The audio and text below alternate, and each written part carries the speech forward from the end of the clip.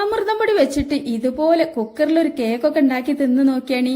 പിന്നെ നിങ്ങൾ എപ്പോഴും അമൃതം പൊടി കിട്ടിയിട്ടുണ്ടോ ഇതുപോലുള്ള കേക്ക് ഉണ്ടാക്കി കഴിക്കണ പണി തന്നെ ആയിരിക്കും കേട്ടോ. കാരണം ഈ ഒരു അമൃതം പൊടി വെച്ചിട്ടുള്ള ഈ ഒരു കേക്ക് ഉണ്ടാക്കാൻ വേണ്ടിയിട്ട് നമുക്ക് ഒരു ടൂൾസിന്റെ ആവശ്യമില്ല. ഇതുപോലെ നല്ല ഡ്രൈ ആയിട്ടുള്ള ഒരു മിക്സിയുടെ ജാറും അതുപോലെ തന്നെ ഡ്രൈ ആയിട്ടുള്ള ഒരു ഗ്ലാസും കൂടെ ഉണ്ടെന്നുണ്ടെങ്കിൽ എല്ലാം നമുക്കിത് വെച്ചിട്ട് ചെയ്യാൻ പറ്റും ചെയ്യും. ഒരു പ്രാവശ്യങ്ങൾ ഇത് ഉണ്ടാക്കി കഴിഞ്ഞാൽ പിന്നെ അമൃതം പൊടി പിന്നെ വറുത്തും കഴിക്കൂല. പിന്നെ പോരാത്തതിനെ കുട്ടികൾക്കൊക്കെ ഇങ്ങനെ വേണ്ടെന്ന് വിചാരിക്കുന്ന സമയത്ത് കാടിവെള്ളത്തേക്ക് എറിയേണ്ട ആവശ്യമൊന്നും വരൂല കേട്ടോ. അപ്പൊ ഇങ്ങോട്ട് നോക്കിയാൽ ഒരു സിമ്പിൾ ആയിട്ടുള്ള പരിപാടിയാണ് നമ്മൾ ചെയ്യാൻ വേണ്ടി പോകുന്നത്. അപ്പൊ വീഡിയോ സ്കിപ്പ് ചെയ്യാതെ കണ്ടു നോക്കിയാൽ നിങ്ങൾക്ക് നല്ല യൂസ്ഫുൾ ആകുന്നുള്ള ഉറപ്പാണ്. പിന്നെ നിങ്ങൾ ഇത് ഉണ്ടാക്കി കഴിക്കുകയും ചെയ്യും. അപ്പൊ അതിന് വേണ്ടിയിട്ട് ഞാൻ പറഞ്ഞല്ലോ നല്ല ഡ്രൈ ആയിട്ടുള്ള ഒരു ഗ്ലാസ് വേണമെന്ന്. ആ ഒരു ഗ്ലാസ്സിൽ ഒരു അര ഗ്ലാസ് പഞ്ചസാര എടുത്തിട്ട് ഡ്രൈ ആയിട്ടുള്ള മിക്സിയുടെ ജാറിലേക്ക് ഇട്ട് കൊടുക്കാൻ കേട്ടോ ആദ്യം തന്നെ ചെയ്യണത്. അപ്പൊ ആ ഒരു അര ഗ്ലാസ് പഞ്ചസാര അങ്ങോട്ട് മാറ്റി വെച്ചിട്ട് പിന്നെ നമുക്ക് ആ ഒരു ഗ്ലാസ്സിൽ തന്നെ വേണ്ട എന്താ വെച്ചാല് ഒരു ഗ്ലാസ് സൺഫ്ലവർ ഓയിൽ. ഇനിയിപ്പോ സൺഫ്ലവർ ഓയിൽ തന്നെ വേണമെന്നൊന്നുമില്ല. നമ്മളടുത്ത് ഇപ്പം കട്ടിക്കൻ ഓയിൽ ഉണ്ടല്ലോ. ഞാനിപ്പോ അതിന് കട്ടിക്കൻ ഓയിൽ എന്നാവട്ടെ പറയാ. ഈ ഒരു ഓയിൽ അല്ലാത്ത ഒരു ഓയിൽ ഉണ്ടാവില്ല, നമുക്ക് കുറച്ച് കട്ടിയുള്ള ഓയിൽ കിട്ടണേ. ആ ഒരു പച്ചക്കറിന്റെ ഓയിൽ തന്നെയാണ്, അതും എടുക്കുക. പക്ഷെ വെളിച്ചെണ്ണങ്ങൾ എടുക്കരുത് കേട്ടോ. അപ്പോൾ അതും ഒരു ഗ്ലാസ് എടുത്തിട്ട് ഇതിലേക്ക് ഒഴിച്ചെടുത്തിട്ട് പിന്നെ നമുക്ക് വേണ്ടതെന്ന് വെച്ചാൽ 4 മുട്ടന്റെ സ്ഥാനത്ത് 2 മുട്ട വെച്ചിട്ടാണ് ചെയ്യണത്. അപ്പൊ ഈ 2 മുട്ട വെച്ചിട്ട് ചെയ്തിട്ട് ബാക്കി 2 മുട്ടയ്ക്ക് എന്താ ചെയ്യേണ്ടതെന്ന് ഞാൻ പറഞ്ഞുതരാം. പാലിന്റെ ഒന്നും ആവശ്യമില്ല കേട്ടോ. അപ്പൊ 2 മുട്ട നല്ല റൂം ടെമ്പറേച്ചറിലുള്ള മുട്ട നോക്കിയിട്ട് എടുക്കുക. നമ്മൾ ഫ്രിഡ്ജിൽ നിന്ന് എടുത്ത പാടന്നെ എടുക്കണ്ട. ഇങ്ങനെയൊക്കെ ചെയ്യാൻ വേണ്ടിയിട്ട് നമ്മൾ ഒരുങ്ങിയിട്ടുണ്ടെങ്കിൽ മുട്ട ഒരു അരമണിക്കൂർ മുമ്പെങ്കിലും ഒന്ന് മാറ്റി വെക്കട്ടോ. അപ്പൊ 2 മുട്ട ഒഴിച്ചതിന് ശേഷം ബാക്കി 2 മുട്ടയ്ക്ക് വേണ്ടിയിട്ട് ഞാൻ എന്താ ചെയ്യണമെന്ന് പറഞ്ഞാൽ ഒരു ഇളം ചൂടുള്ള വെള്ളം ഒഴിച്ചു കൊടുക്കുകയാണ്. നല്ലോണം ചൂടുള്ള വെള്ളം ഒഴിച്ചു കൊടുക്കരുത്, നമ്മുടെ കേക്ക് കേടായി പോവും. അതുപോലെ തന്നെ നല്ല തണുത്ത വെള്ളം ഒഴിച്ചെടുക്കരുത്. ഇനിയിപ്പോ സാധാ പച്ചവെള്ളം ആണെങ്കിലും കുഴപ്പമില്ല കേട്ടോ. പക്ഷെ ഇളം ചൂടുള്ളതായിരിക്കണം നല്ലത്. അപ്പോൾ ഞാൻ ആ ഒരു ഗ്ലാസ് വെള്ളം കൂടി ഒഴിച്ചെടുത്തിട്ടുണ്ട്. ഇനി നിങ്ങൾക്ക് വേണമെന്നുണ്ടെങ്കിൽ നിങ്ങളടുത്ത് വാനില എസൻസ് ഇല്ല എന്നുണ്ടെങ്കിൽ എന്ത് ചെയ്യാം, ഒരു ചെറിയൊരു ഏലക്കായ ഇട്ട് കൊടുക്കുക. അതുപോലെ തന്നെ ഒരു ഗ്രാമ്പു ഇട്ട് കൊടുത്താൽ മതിയാവും. അപ്പൊ ഞാനിപ്പോൾ അതൊന്നും ഇട്ട് കൊടുക്കാതെ അപ്പോൾ ഇവിടെ വാനില എസൻസ് ഉണ്ട്, അതുകൊണ്ട് ഞാൻ ലേശം വാനില എസൻസ് ഒഴിച്ചു കൊടുക്കുന്നുണ്ട് കേട്ടോ. അപ്പൊ അതൊക്കെ നിങ്ങളെ ഇഷ്ടത്തിനനുസരിച്ച് ചെയ്തോളി. അപ്പൊ വാനില എസൻസ് അല്ല, നിങ്ങൾ അതിന് പകരം ഏലക്കായാണ് ചേർക്കണം എന്നുണ്ടെങ്കിൽ പഞ്ചസാരയും ഏലക്കായും ഒരു ഗ്രാമ്പും ഒരു ചെറിയൊരു കഷ്ണം കറാമ്പട്ട് ഇട്ടിട്ട് ആദ്യം ഈ പഞ്ചസാര പൊടിച്ചെടുത്തതിന് ശേഷം എന്ത് ചെയ്യാ, കോഴിമുട്ട, വെള്ളം, ഓയിൽ ഒക്കെ ഒഴിച്ചെടുത്തിട്ട് ഒന്നും കൂടി കറക്കിയെടുക്കാട്ടോ വേണ്ടത്.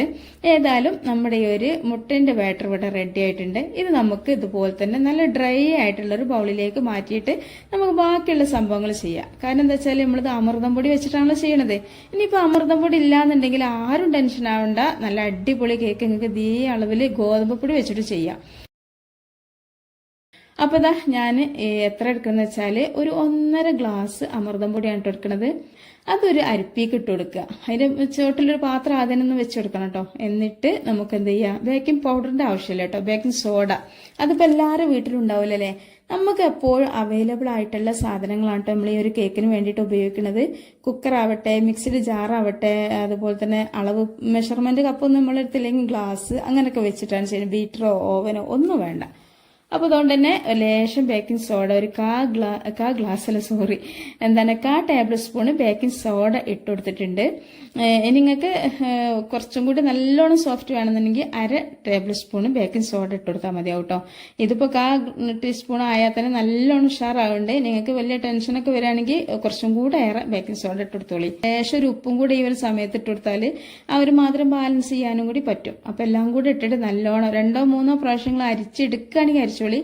പക്ഷെ ഞാൻ ഒറ്റ പ്രാവശ്യമായിട്ട് അരിച്ചെടുക്കണുള്ളൂ. അപ്പൊ നമ്മൾ അമൃതം പൊടിയിൽ ചെറിയ തരികൾ ഉണ്ടാവും. അപ്പൊ അതൊക്കെ ഒഴിവായി കിട്ടാൻ വേണ്ടിയിട്ടാണ് ഇത് അരിച്ചെടുക്കണത്. അപ്പൊ എന്താ വെച്ചാല് ഇത് കടല, അണ്ടിപ്പരിപ്പ് അങ്ങനെ നല്ല നല്ല സാധനങ്ങൾ വെച്ചിട്ട് ഉണ്ടാക്കുന്ന പൊടി അതൊന്ന് ചെറിയ തരികൾ ഉണ്ടാവും. അപ്പൊ അതൊന്ന് പോയി കിട്ടിയിട്ട് കേക്ക് ഉണ്ടാക്കാൻ വേണ്ടിയിട്ടാട്ടോ. അപ്പൊ ഈ ഒരു തരിച്ച തരികൾ ഒരിക്കലും ഒഴിവാക്കരുത്. ആ ഒരു പൊടിക്കന്നെ ഇട്ടച്ചാലുണ്ട്, നമ്മൾ ആ ഒരു പാക്കറ്റൊക്കെ ഇട്ടച്ചാല് നമ്മളത് വറുത്ത് കഴിക്കുക അതല്ലെങ്കിൽ വിരകി കഴിക്കണ സമയത്തൊക്കെ അതതിൽ കിടന്നോളും. അപ്പൊ കേക്കാകുമ്പോൾ ഒന്ന് അരിച്ചെടുക്കണമെന്നേ ഉള്ളൂ. അപ്പൊ ഏതായാലും നമ്മൾ ഡ്രൈ ഇൻഗ്രീഡിയൻസ് അരിച്ചെടുത്തിട്ടുണ്ട്. ഇനി നമുക്ക് എന്ത് ചെയ്യണം, നമ്മൾ നല്ലോണം ഫോൾഡ് ചെയ്തെടുക്കണം. അമൃതം പൊടി ആയതുകൊണ്ട് തന്നെ നല്ലോണം ശ്രദ്ധിച്ചിട്ട് ഫോൾഡ് ചെയ്തെടുക്കുക. നമ്മൾ ഈ ഒരു മൈദപ്പൊടി ചെയ്യണതിനേക്കാളും നല്ല ഈസിയാണ് കേട്ടോ ഇത് ചെയ്തെടുക്കാൻ വേണ്ടിയിട്ട്. മൈദപ്പൊടി ആകുമ്പോൾ ചിലപ്പോൾ പെട്ടെന്ന് കേക്ക് ഹാർഡാകാനൊക്കെ സാധ്യത ഉണ്ട്. പക്ഷെ അമൃതം പൊടി ആകുമ്പോൾ അതിൻ്റെ ഒന്നും പ്രയാസമോ പ്രശ്നമോ ഒന്നും നമുക്കുണ്ടാവില്ല. അപ്പോൾ ഇതാ ഞാൻ പകുതിയൊക്കെ ആക്കിയിട്ട് ഇങ്ങനെ കുറേശ്ശെ ഇട്ട് കൊടുത്തിട്ട് ഇതുപോലെ ഒന്ന് റൊട്ടേറ്റ് ചെയ്തെടുക്കാണ്ട് ചെയ്യണത്.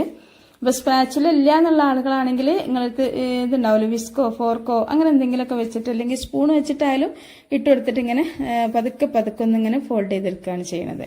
ഇതാ പിന്നെന്താ പറയുക, നമ്മളെ കേക്ക് എപ്പോഴും നന്നാവാൻ വേണ്ടിയിട്ട് പ്രധാനമായിട്ട് നമ്മൾ ശ്രദ്ധിക്കേണ്ട കാര്യം എന്ന് വെച്ചാൽ ഒരുപാട് തിക്കായിട്ടുള്ള ബാറ്റർ ആവരുത്, അതുപോലെ തന്നെ ഒരുപാട് ലൂസായിട്ടുള്ളായാലും ഹാർഡാവും, തിക്കായിട്ടുള്ളായാലും ഹാർഡാവും. നമ്മൾ വിചാരിച്ചും ലൂസായാൽ നല്ല സോഫ്റ്റ് ആവുന്നു, പക്ഷെ അതിനൊക്കെ ഒരു കറക്റ്റ് പരിഭവം എന്ന് പറഞ്ഞാൽ ആ ഒരു കറക്റ്റ് കൺസിസ്റ്റൻസിൽ നമുക്ക് കിട്ടിയെങ്കിൽ കേക്ക് നന്നായിട്ട് കിട്ടുള്ളൂ. അപ്പോൾ നിങ്ങൾ കണ്ടല്ലോ, ഈ ഒരു കറക്റ്റാണ് കേട്ടോ, ഇത്ര ലൂസേ പാടുള്ളൂ, എന്നാൽ ഒരുപാട് ടൈറ്റ് ഇല്ലേനും.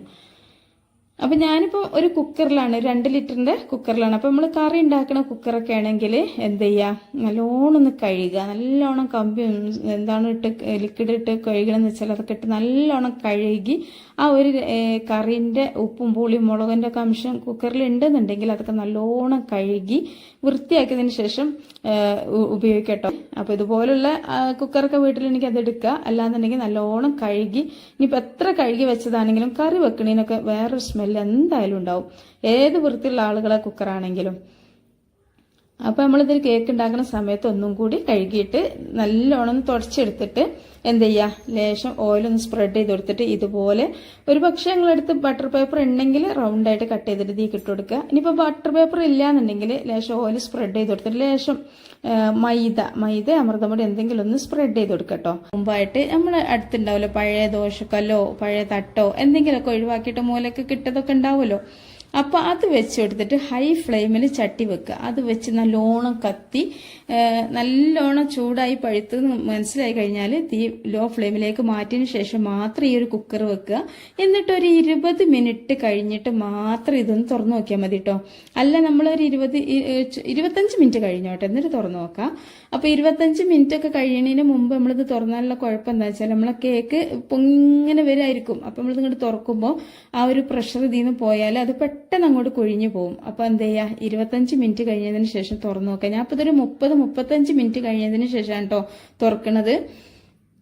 അപ്പോൾ ഇതിനെന്താ നല്ലോണം പൊങ്ങി സോഫ്റ്റ് ആയിട്ട് കുട്ടപ്പനായിട്ട് വന്നിട്ടുണ്ട്. അപ്പോൾ ഞാനിത് തീമെന്ന് എടുത്ത് ഏകദേശം ഒരു 10 മിനിറ്റ് ഒക്കെ കഴിഞ്ഞു കേട്ടോ. 10 മിനിറ്റ് നല്ലോണം ചൂടാറാൻ വേണ്ടിയിട്ട് മാറ്റി. അപ്പോൾ ഒരു 10 മിനിറ്റ് ഞാൻ സമയം നോക്കിയിട്ടില്ല, ഏതായാലും കുറച്ചൊന്നും ചൂടാറി വരുന്ന സമയത്ത് ഞാൻ അതൊന്നും ഇങ്ങോട്ട് കൗമഴ്ത്തി കൊടുത്തിക്കണേ. തുറന്നതിന് ശേഷം കമിഴ്ത്തിയപ്പോൾ നിങ്ങൾ ബാക്ക് ഭാഗം അതിന്റെ പുറം ഭാഗം കണ്ടിട്ടുണ്ടെന്ന് വിചാരിക്കുന്നുണ്ട്. നല്ല സോഫ്റ്റ് ആണ് കേട്ടോ, നല്ല അടിപൊളി കേക്കാണ്. അപ്പോൾ ആ ഒരു പുറം ഭാഗമൊക്കെ നല്ലോണം കരിയാതെ തന്നെ കിട്ടിയിട്ടുണ്ട്. അതുപോലെ തന്നെ ഇനി അതൊന്ന് മുറിച്ച് കാണിച്ചു തരാം കേട്ടോ. മുറിച്ച് കാണിക്കുമ്പോഴാണ് ഇതിന്റെ സോഫ്റ്റ് എത്രത്തോളം ഉണ്ടെന്ന് മനസ്സിലാവുള്ളൂ. അപ്പോൾ എല്ലാവരും എന്തായാലും ഇത് മുറിച്ച് കണ്ടതിന് ശേഷം എന്ത് ചെയ്യുക, വേഗം അമൃതം പൊടി. ഇനിയിപ്പോൾ നമ്മളെ വീട്ടിൽ അമൃതം പൊടി ഇല്ലെങ്കിൽ ഞാൻ പറഞ്ഞല്ലോ ആരോട്, ഇനിയിപ്പോൾ 3 വയസ്സിന്റെ ചുവട്ടിലുള്ള കുട്ടികളുള്ള വീട്ടിലുള്ള ഉമ്മമാർക്കൊക്കെ ഇത് കിട്ടി നമ്മൾ ആദ്യമൊക്കെ കിട്ടുമ്പോൾ ഭയങ്കര ഊറ്റായിരിക്കും ഈ ഒരു അമൃതം പൊടി. പക്ഷെ പിന്നെ ഇങ്ങനെ മടുപ്പൊക്കെ തുടങ്ങും കുട്ടികൾക്കും നമുക്കൊക്കെ വേണ്ടാത്തൊരു രീതിയിലെത്തുമ്പോൾ. അപ്പോൾ ഇവിടെ ഋതു ചെറിയ കുട്ടിയായിനെന്ന് എൻ്റെ അവസ്ഥ ഞാൻ പറയാം കേട്ടോ. ഫസ്റ്റിലൊക്കെ കിട്ടി, പിന്നെ ഞങ്ങൾക്ക് ആർക്കൊക്കെ കൊടുക്കലേനി. കാരണം എന്താ വെച്ചാൽ ആർക്കൊക്കെ ഇഷ്ടമാണല്ലോ അത്, അപ്പം കൊടുക്കലേനി. പിന്നെ നല്ല ഒരുപാട് പോഷക ഗുണങ്ങളുള്ള ഒരു പൊടിയും കൂടി ആയതുകൊണ്ട് തന്നെ ഞങ്ങൾ അങ്ങോട്ടും ഇങ്ങോട്ടും വലിച്ചെറിയ കാക്കച്ച കൊടുക്കുക, അതുപോലെ തന്നെ കാടിവെള്ളത്തിലിടുക ഒന്നും ചെയ്യാതെ നിങ്ങൾക്ക് വേണ്ടെങ്കിൽ നിങ്ങൾ വാങ്ങാതിരിക്കുക, അല്ലാന്നുണ്ടെങ്കിൽ ആർക്കെങ്കിലും ഒക്കെ കൊടുക്കട്ടെ. ഇഷ്ടപ്പെടുന്ന ഒരുപാട് കുട്ടികളുണ്ടാവും, അവർക്കൊക്കെ കൊടുക്കുക.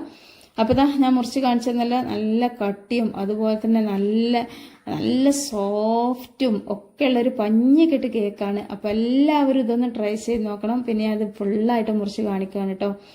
അപ്പോൾ ഇത്രയേ ഉള്ളൂ, വലിയൊരു പ്രയാസമൊന്നുമില്ല. പിന്നെ നിങ്ങൾ ഈ ഒരു വീഡിയോ പരമാവധി ആളുകളിലേക്കൊന്ന് ഷെയർ ചെയ്ത് കൊടുക്കുക. ഒരുപാട് ആളുകളുടെ വീട്ടിലുണ്ടാവും അമൃതം പൊടി.